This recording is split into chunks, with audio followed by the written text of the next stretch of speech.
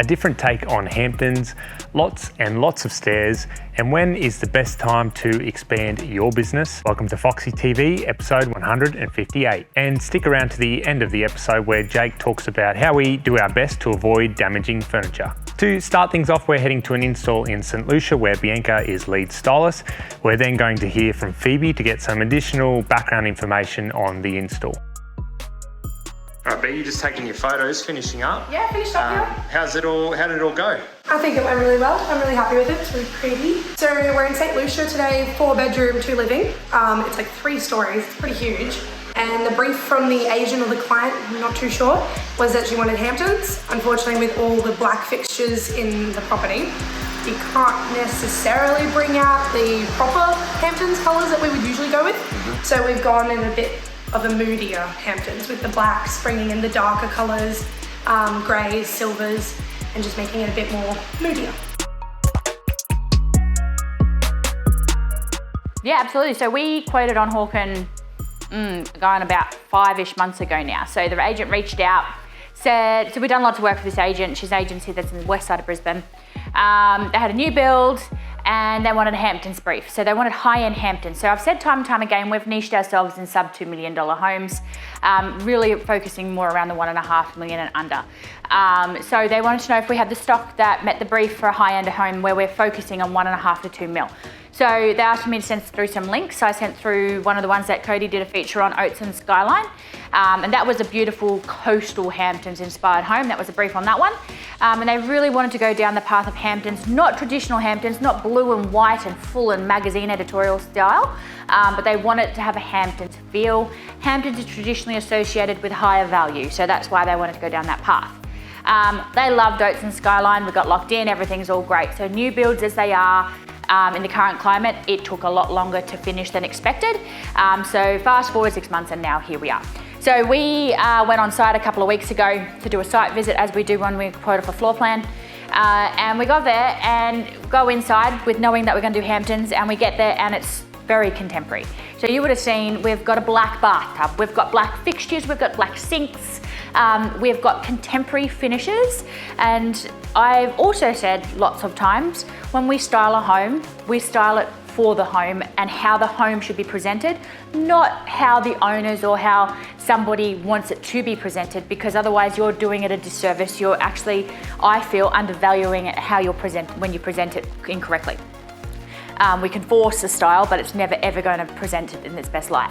So we mix it up. And you would have seen, I imagine Bianca had a conversation about it as well. We've gone for more of a contemporary black Hamptons feel. So we've gone black plantation style, less Hamptons, no whites and blues, all that sort of thing, although she did do blues, but we've gone moody. So we've got, you would have seen blues and blacks, everything throughout. We've got the black wickers, we've got the beautiful brass tones, because when you combine those with the black, it comes out beautiful.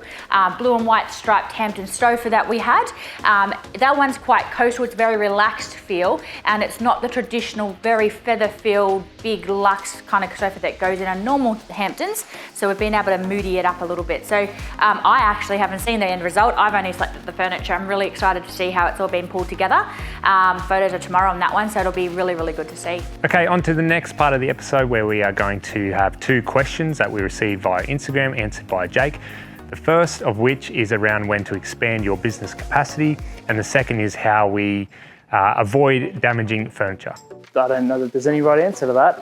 When to increase capacity depends on your goals for the business, I suppose, and probably a little bit on demand of your services. So there's no point increasing capacity. When I say capacity, I guess that just, I would assume that just means how much you can do as a business, how many jobs, how many installs you can do in a day or a week. So there's no point increasing capacity if the demand isn't there, if you don't have the work coming in. So really it comes down to what's the demand at the moment, what do you want your business to look like.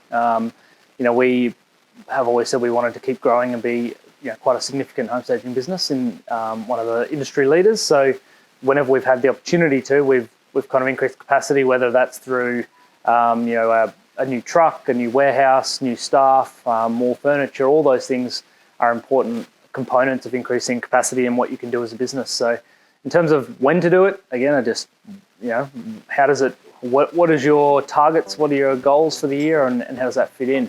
Me personally, never. I'm quite laugh in the background.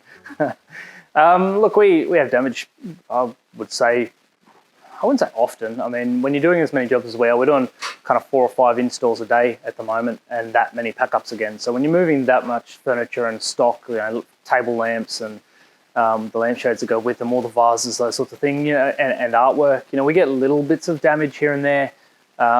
It's not uncommon, but at the same time, we don't really get any significant damage or enough damage that needs, replacement or, significant maintenance or repair sort of stuff that often. It's usually where we've made a mistake.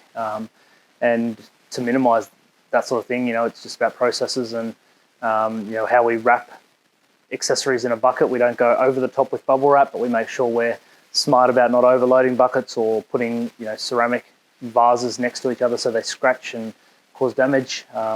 Furniture, we make sure, probably even sofas and fabric and getting dirty, I'd put in that category as well. That it happens. You get dirty handprints from time to time. Comes back from a lived-in property. Sometimes it's a little bit dirty. So all of those things happen.